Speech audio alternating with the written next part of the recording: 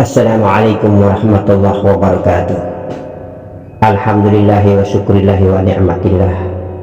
Ya Allah ya Rabb, mudah-mudahan memberikan jalan dan hidayah buat kita semua hambanya yang mau mengenal Allah.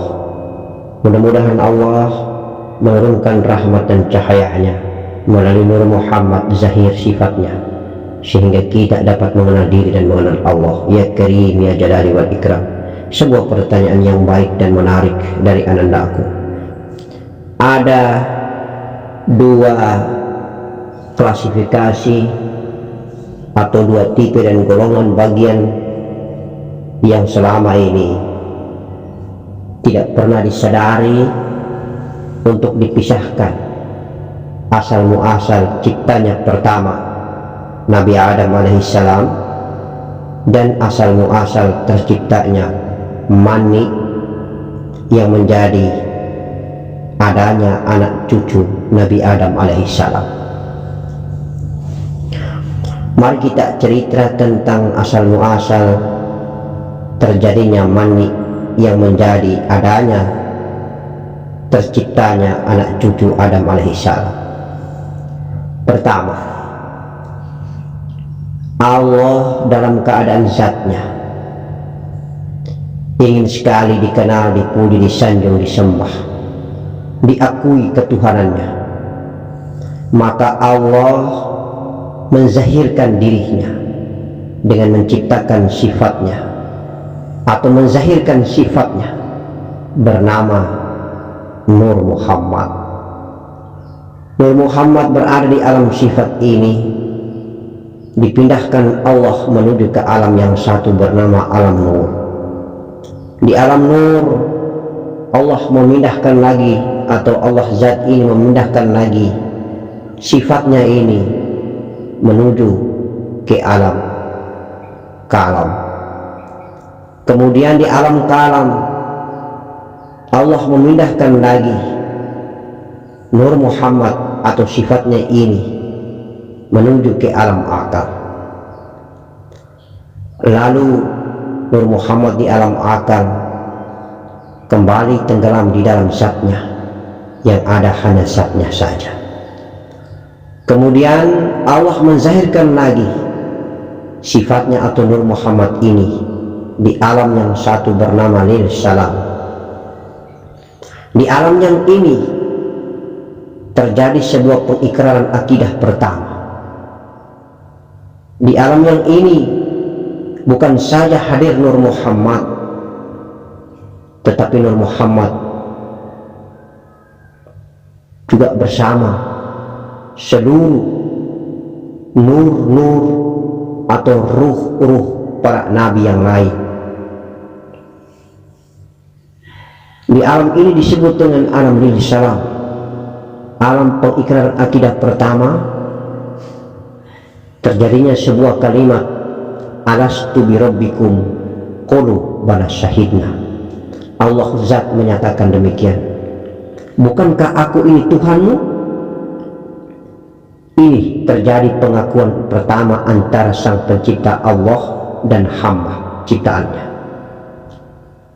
Inilah terjadi pengakuan bahwa sifat Allah yang bernama Nur Muhammad itu adalah dizahirkan. Adanya Nur Muhammad karena diadakan oleh Zat yang maha ada.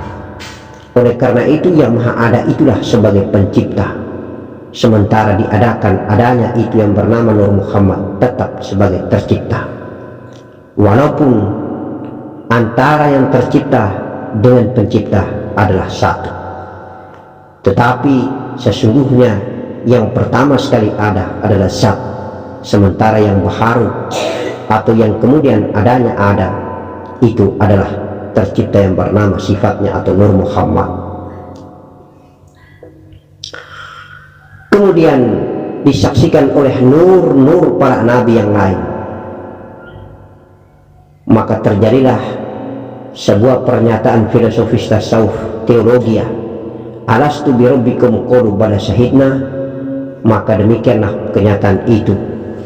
Allah mengatakan, bukankah aku ini Tuhanmu? Lalu qalu bala syahidna. Nur Muhammad bersama nur-nur para nabi mengatakan, kami bersaksi. qulu bala syahidna, bahwa engkau adalah Tuhan kami. Lalu dipindahkan lagi ke alam yang berikutnya bernama alam lil syurikun. Di lil syurikun itu Nur Muhammad kembali terjadi pengikraran akidah yang berikut, akidah yang kedua, yaitu antara Nur Muhammad kemudian dengan seluruh jiwa-jiwa yang diciptakan Allah Subhanahu wa ta'ala yang berasal dari Nur Muhammad ini. Jadi jiwa nurnya para nabi, insya Allah hadirnya nurnya para nabi dan hadirnya jiwa-jiwa daripada seluruh jiwa umat manusia ciptaan Allah Subhanahu wa ta'ala, insya Allah berasal daripada Nur Muhammad. Oleh karena itu Datuk kita baginda Nabi pernah bersabda, ana minurillahi al-alam minan minuri, aku berasal dari cahaya Allah dan karena cahayaku seluruh alam tercipta. Ana minurillahi al-alam minan minuri, insya Allah. Jadi bahan baku ciptaan alam semesta ini berasal dari Nur Muhammad. Adanya kita semua, jiwa kita ini adanya dari Nur Muhammad. Terjadi lagi di alam yang syurikun tadi, alam yang kedua, alastu birabbikum qalu bala syahidna. Terjadi antara nur zat Allah, nur Allahu zat yang telah bermisra di dalam Nur Muhammad. Alastu birabbikum qalu bala syahidna, bukankah aku ini Tuhanmu? Lalu disaksikan oleh jiwa-jiwa yang lain bahwa qalu bala syahidna, kami bersaksi engkau adalah Tuhan kami. Kemudian dipindahkan lagi ke alam mustafa atau alam arwah. Di alam mustafa atau alam arwah ini disebut dengan alam penantian, di mana jiwa-jiwa dari seluruh umat manusia, kemudian nur-nurnya para nabi atau ruh-ruh atau jiwanya para nabi yang lain, insya Allah telah menanti datangnya ciptaan jasmani mereka. Kemudian Nur Muhammad ini dipindahkan Allah Subhanahu wa ta'ala menuju ke alam wadi. Di alam wadi posisi jasmani kita ini masih dalam bentuk api angin air tanah. Api angin air tanah. Kemudian Nur Muhammad ini dipindahkan lagi ke alam madi. Nur Muhammad ini bermisra ke seluruh pepohonan, tumbuh-tumbuhan, hewan, dan semua ciptaan ini yang kita makan, yang kita minum. Kemudian Nur Muhammad pindah ke alam mani, hasil daripada makanan dan kita minum. Mani bertemu dengan sel ovum, alif ketemu bah, perempuan dan laki-laki, suami dan istri bermisra, maka itu disebut dengan alam mani manikam. Nur Muhammad yang ada di alam mani melalui mani manikam pindah lagi ke alam rahim. Di dalam rahim seorang perempuan, seorang ibu, mulai terjadi lagi pengikraran antara Tuhan dan hambanya. Alastu birabbikum qalu bala syahidna. Terjadi pengikraran itu dan diakui bahwa engkau adalah Tuhanku dan aku adalah hamba. Kami bersaksi bahwa engkau adalah Tuhanku. Maka insya Allah menyatulah antara sebagai Tuhan dan sebagai hamba. Nur Muhammad dan jiwa menyatu menjadi nyawa. Hiduplah anak di dalam kandungan rahim seorang ibu umur 4 bulan 120 hari. Maka proses terjadi mani ini berasal dari alam wadi, madi, mani, manika. Api angin air tanah ini berasal daripada Nur Muhammad. Kemudian api angin air tanah ini menjadi profil jiwa.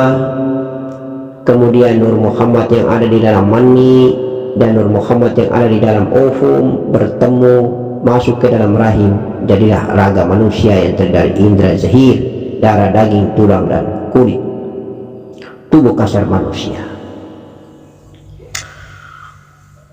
Oleh karena itu, jelaslah perjalanan tadi dari atas ke bawah, hierarki susunan dari atas ke bawah, maka hakikatnya adalah hanya tiga: adanya zat Allah, adanya Nur Muhammad, dan adanya jiwa diri kita. Kemudian zahir kita bersumber dari setetes mani. Mani yang berubah menjadi darah, kemudian daging, tulang, dan kulit, menjadilah tubuh kasar manusia.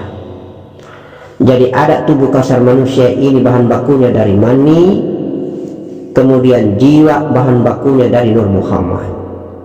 Jiwa itu komponennya adalah unsur api, angin, air, tanah. Itulah diri kita, tubuh halusnya kita.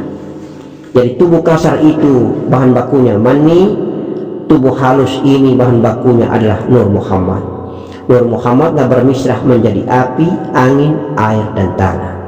Cahaya api, cahaya angin, cahaya air, cahaya tanah. Nur Muhammad bermisrah ke api, kemudian menjadi angin, kemudian menjadi air, kemudian menjadi tanah. Tanah berasal dari air berasal dari angin, angin berasal dari api berasal dari Nur Muhammad. Maka hakikatnya jiwa ini berasal dari Nur Muhammad, Nur Muhammad berasal dari zat Allah Subhanahu wa Ta'ala. Di sini sudah menunjukkan bahwa bagaimanapun ceritanya, Nur Muhammad adalah hamba, karena Nur Muhammad adalah diadakan oleh adanya zat Allah. Zat Allah tetap sebagai pencipta, karena zat Allah lah yang pertama, yang awal, sementara Nur Muhammad adalah diadakan oleh adanya zat Allah. Walaupun sifat dan pemilik sifat seperti kristal di dalam air yang bening tidak terbedakan. Yang terpenting dalam logika kita adalah bahwa yang awal itulah sebagai pencipta, zat yang harus kita sembah dan kita sujudi. Dan zat bukan total menjelma menjadi Nur Muhammad. Zat hanya sebagian dirinya, sebagian kuasanya, sebagian kesaktiannya, sebagian kebesarannya. Dia menzahirkan dirinya berupa Nur Muhammad atau sifat. Maka Nur Muhammad tetap hamba. Nur Muhammad hanyalah sebagian dari kuasanya, sebagian dari ciptaan, sebagian dari kebesarannya, sebagian dari kesaktiannya, sebagian dari ketuhanannya. Insya Allah bukan total ketuhanan zat. Maka Nur Muhammad bukanlah disebut sebagai yang disembah bernama zat. Zat tetap yang maha kuasa, yang maha pencipta, yang pantas disembah. Dialah Allahu Rabbul Izzati, insya Allah. Itu yang pertama. Yang kedua, mari kita melihat asal muasal terciptanya Datuk kita Adam alaihissalam. Allah mengatakan, aku meniupkan ruhku ketika setelah dibikin tembikar tanah berwujud. Tembikar tanah itu diberi bentuk seperti manusia ini, profil jasad kita ini diberi bentuk dulu, belum hidup itu tembikar tanah. Lalu Allah tiupkan ruhnya, Allah tiupkan Nur Muhammad itu. Maka logika kita mengatakan bahwa zat Allah ini tidak bisa kita analisa dengan akal kita. Ketika dia meniupkan berarti dia menjelma, tidak. Ketika dia meniupkan berarti total semua zat itu masuk ke tubuhnya Adam, tidak. Batang tubuhnya Adam, tidak. Allah mengatakan, aku tiupkan ruhku, nurku, Nur Muhammad. Maksudnya begitu. Jadi sebagian saja hasbunallah ni'mal wakil, ni'mal maulah wa ni'man nasir. Wakil, mandat, kuasa zat Allah ini ditiupkan. Masuklah Nur Muhammad itu pertama di otaknya Nabi Adam. Mengapa di otaknya? Selama 100 tahun tinggal di otaknya, di akalnya, agar Nabi Adam ini memikirkan tentang, mengkaji tentang kebesaran Allah, sifat-sifat Allah Subhanahu wa Ta'ala, sifat dirinya, sifat Allah yang bernama Nur Muhammad itu. Kemudian Allah pindahkan Nur Muhammad ini ke dua pandangan mata. maka mata ini mulai hidup, terbuka, lalu menyaksikan. Karena Nur Muhammad lah yang berperanan, sudah mulai sadar dan menyadarkan, serta mulai terang benderang dan melihat apa ciptaan-ciptaan Allah. Ada malaikat, ada Baitul Aras, ada Baitul Ma'mur, ada Jannah, ada segala ciptaan Allah yang indah di negeri malakut. Pada saat itu Nabi Adam sudah mulai melihat. Yang membuat dia melihat adalah karena adanya Nur Muhammad di dalam matanya. Kemudian Allah pindahkan lagi Nur Muhammad ini ke hidungnya. Pertama sekali keluar dari hidung itu bersin, maka insya Allah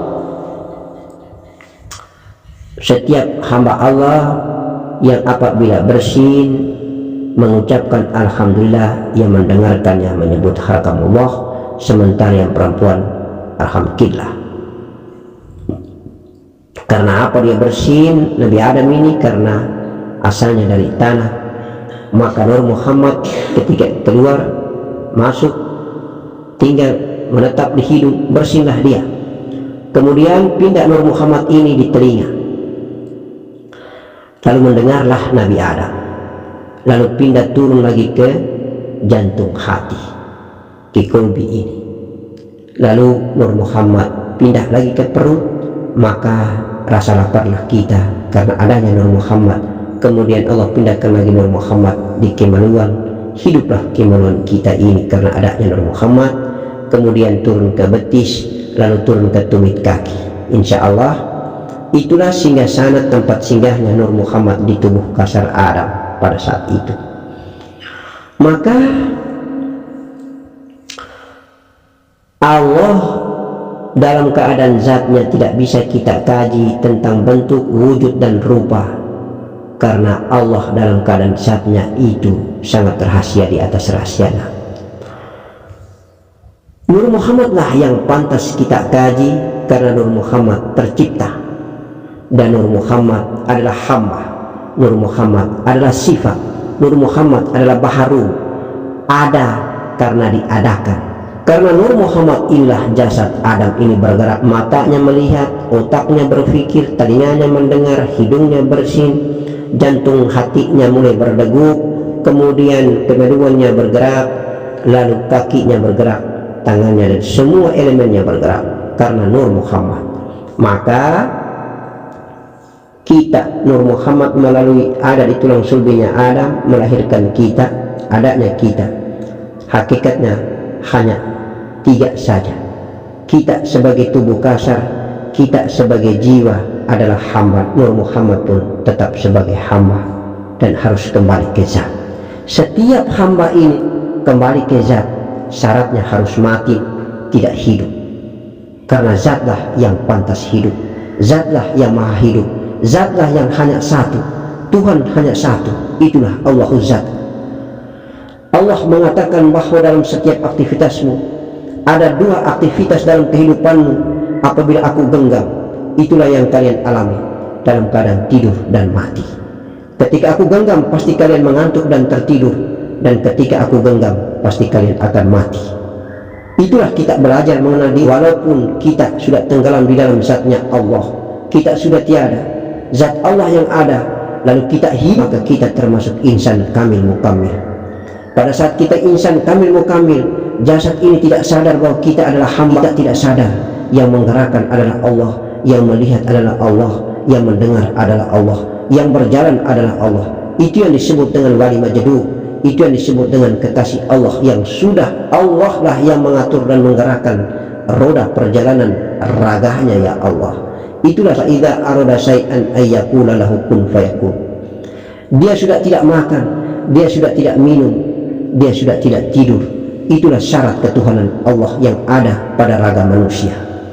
Tetapi bukan menjelma, bukan menyatu. Ingat baik-baik, bukan zat Allah menjelma menjadi manusia, sehingga di mana manusia, di mana sebagai hamba, di mana sebagai Allah Tuhan zat.